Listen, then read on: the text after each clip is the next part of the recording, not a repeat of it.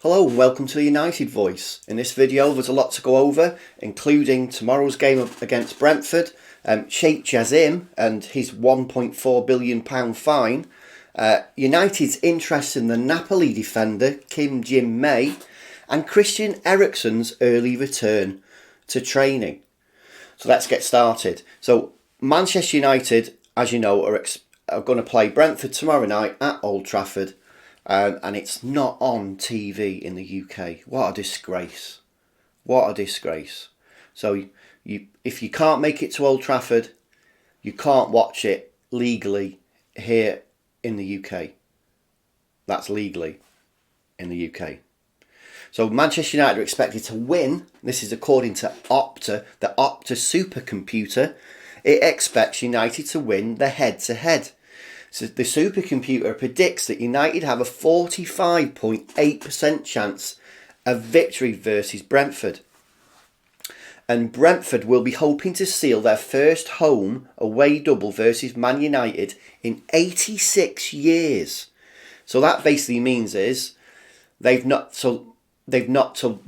us at home at their ground, and if they beat us tomorrow night at Old Trafford, it will be the first time they've done that in 86 years. So Man United are scoreless in 3 successive league games. We've never gone 4 in a row without a goal in the Premier League era. So tomorrow night we need to bag a goal, or it's going to be another low. I've already seen people comparing Ten Hag to Ole Gunnar Solskjaer. And I did think about doing a video about that, but it just had negative connotations towards Ten Hag. And he's been in the job for less than a season. Ole Gunnar Solskjaer had longer than that, so until people turned on him. So I'm not going to start doing that. Well, anyway, back to tomorrow night's game. So as you know, they beat us 4-0 in London back in August. Brentford are looking to complete a double against us for the first time, as I said, in 86 years. So that's like, if you go back 86 years, that's the 1936-1937 season. That was when they last beat us home and away. To win, Brentford have to end a sequence of 3 successive away defeats at Man United. So basically, the last 3 times they've come to Old Trafford, we've beat them. However, us United have won our last 3 home league games against them at home, which includes a 3-1 victory last season. So yeah, that was a good game if I remember right. But Brentford are one of those sides, aren't they? They could become a bogey side, which basically means it's one of those sides that you always struggle against. Wolves have been a side like that in the past. So Brentford's home win against United was the club's first victory in any competition since a 2-0 FA Cup win back in February 1938. And they've played us 7 times since and not won. So obviously that's at United, not at Brentford. So for United, it's been a poor recent run of form, and we failed to score in 3 consecutive league games. The first time since February 2020. So, looking back towards Ollie's time again now. So, we need to turn it around. I mean, I'm like I said, I'm not turning on Ten Hag. He's not been at the club anywhere near long enough. Before I start thinking about it, I want to give someone a full season. And it may be midway next season if we're still doing poorly. Maybe then. I just don't ever want to turn on a United manager. So again, the Optus supercomputer and some pundits fancy United to get revenge on Brentford following the early season loss. I predict, well, as I've mentioned in previous videos, I kind of hate predicting score lines because I'm never right. I predicted we'd beat Newcastle, but that was based on the same as Brentford. We got a really good record against Brentford, but we also had a really good record against Newcastle. So, off the top of my head, let's say 2-0. Marcus Rashford, Bruno Fernandes. But football's a funny old game, and it just depends on the night, and you just never know. What do you think? Do you predict score? What score do you predict? Do you think we'll struggle, or do you think we'll walk over them? Do you think we've got too much at Old Trafford? We can only hope. We can only hope. Moving on, as you know, there's been a bidding war for United, with wealthy businessmen hoping to take over at the club. Qatari billionaire Sheikh Jassim is one of two leading parties alongside INEOS CEO Sir Jim Radcliffe. However, Jassim's bid has been called into doubt, and the Bloomberg today reported that the UK officials have raised concerns over his business record. So let me just get something straight. This is not something he's done recently. He hasn't been fined today or yesterday or next week, or going to get fined some point in the future. Well, he might get fined in the future, but that's not what this is about. We're talking about something from the past. So Jassim has been the chairman of Qatari Islamic Bank, so QIB Bank, since 2006. In 2016, that bank was fined 1.4 billion by the Bank of England for violating capital requirements in the UK. Now, I know that's not about football, but he's a potential owner of the club.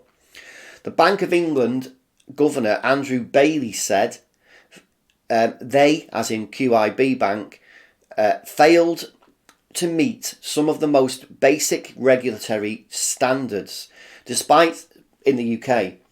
However, there's been a lot of chatter about this today all over the web, Twitter, every news outlet you can imagine. And it's thought that despite this, the fact that he had a £1.4 billion fine, and it was to do with regulatory issues, it's believed that the UK government won't block any potential takeover deal if it was reached between Jassim and the Glazers. How do you feel about that? Personally, if I'm honest, I don't care. I literally don't care. I just want the Glazers out. Jassim may ultimately be a bad owner, but we just don't know. All we know now is that we've got bad owners now, and it's probably, maybe the grass is greener on the other side. So Sir Jim Radcliffe or Jassim, I right now I don't care. So, talking about the UK government and conflicts of interest, however, there does seem to be some conflict relating to the government and the Premier League. UK officials claim to be tightening the rules around ownership in English football, but also hope to maintain foreign investment.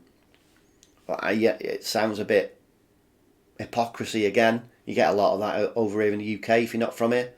You probably know that anyway. This latest episode will only further call into question the legitimacy and legacy of Manchester United. So the legacy of, so let's say if Sheikh Jassim does take over and he does turn out to be some kind of dodgy character, who knows? And then the legitimacy of what the government, UK government, are saying about tidying up financial irregularities for new football club owners. There just seems to be something not quite right about it all. Anyway, the deadline for Man United bids was initially set for March 23rd, but the deadline was moved to the middle of April after Sheikh Jassim and Radcliffe asked for more time. Well, the end of the season's next month. Can we get this all done and dusted before the end of the season so that United can have a clean sweep? Ten Hag can get some funds and start building for a new campaign next season. Let's hope so, because otherwise it's going to be awkward, isn't it? It's going to be awful. Let me know what you think in the comments. Moving on to the story about the defender Kim Min Jae, United, along with Liverpool and Tottenham, are among a group of European clubs keen on Napoli defender Kim Min Jae.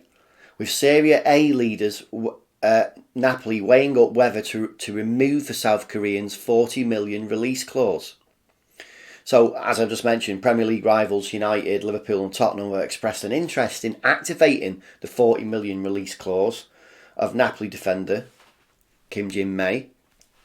The Sports Mail understands that the three clubs that I've just mentioned are among several European clubs who are keen on the South Korean.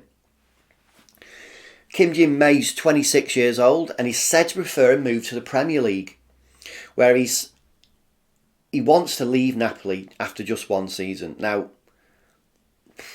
why? I don't know. Is it money? I mean, do we want a mercenary at the club? I mean, I'm not saying, we probably had mercenaries at the club before, people who were just coming for money. I think, was Paul Pogba one of them? What do you think? I always got that impression that he was. Right now, Spurs hold a slight advantage given the presence of his Kim Min Jae's international teammate at Spurs, Son Heung-min.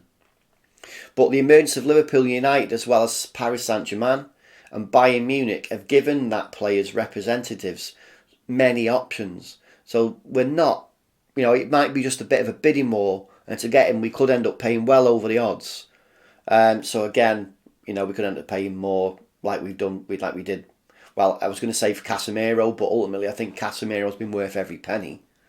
We probably paid 50% more for Anthony than we should have. Now I'm not saying he's a bad player, but he's got a long way to go to being the finished article. So as I mentioned, Napoli could look to remove the release clause in Kim Min Jae's contract, set at £35 million, or that's €45 million, by offering him a new contract less than 12 months after joining from Fenerbahce for £15 million. His form means he's been a revelation for the Serie A club, who currently are 16 points clear. This is as of today. They're 16 points clear at the top of the Serie A table and set for their first league win since 1990.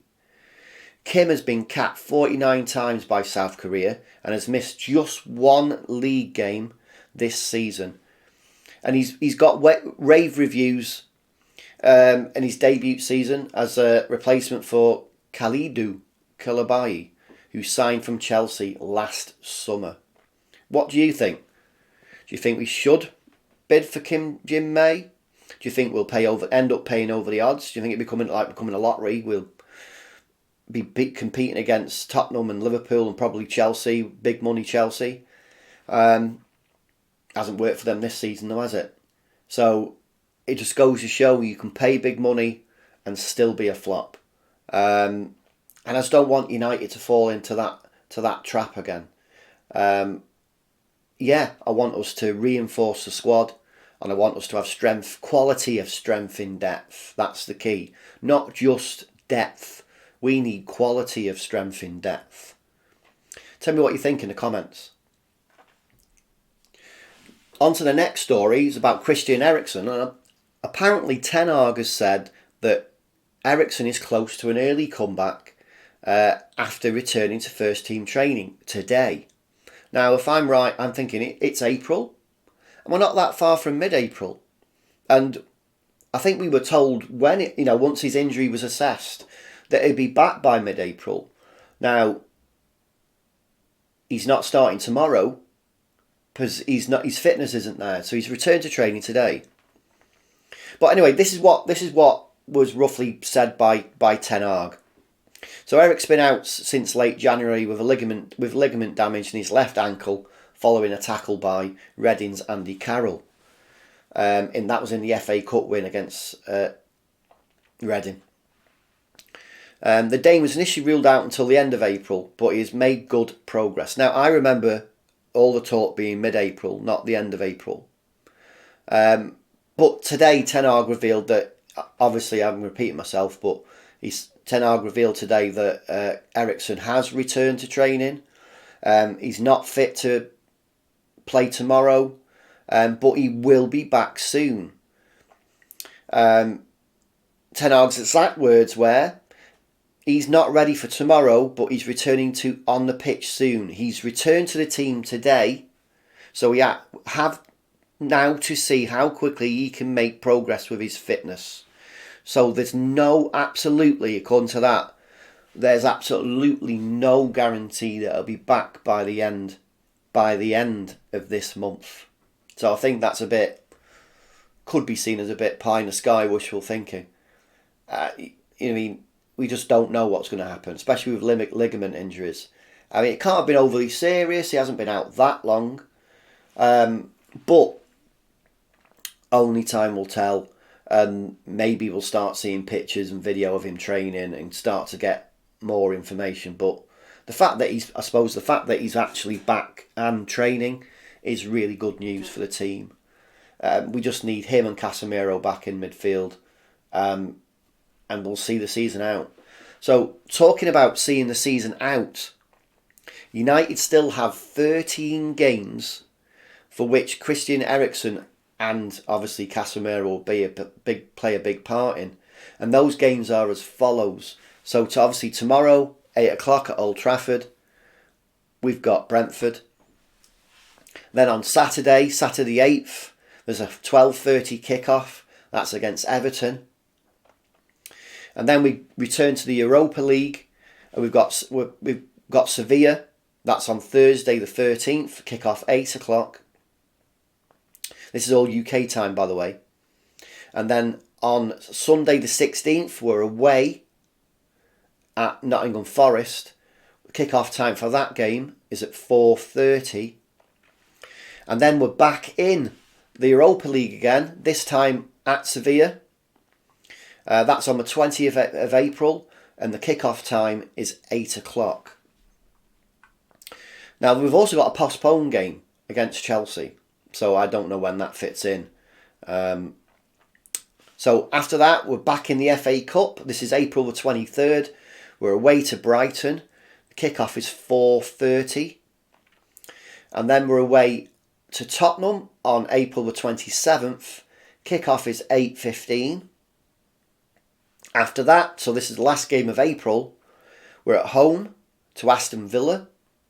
It's a 2 o'clock kickoff, so that's 30th of April. It's a 2 o'clock kickoff.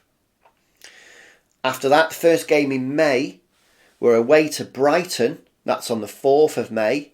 Kickoff is at 8 o'clock. After that, we're away again at West Ham. That's the 7th of May. Kickoff is at 7 o'clock. And then after that, we're at home to Wolves on the 13th of May with a 3 o'clock kickoff. Followed by Bournemouth away on the 20th of May with a 3 o'clock kickoff. The 3 o'clock kickoffs in the UK generally just aren't shown here anywhere in the UK. So that's Bournemouth on the 20th of May, 3 o'clock kickoff. And then we've got the final game of the season. That's at home. It's against Fulham on the 28th of May, and it's a 4:30 kickoff.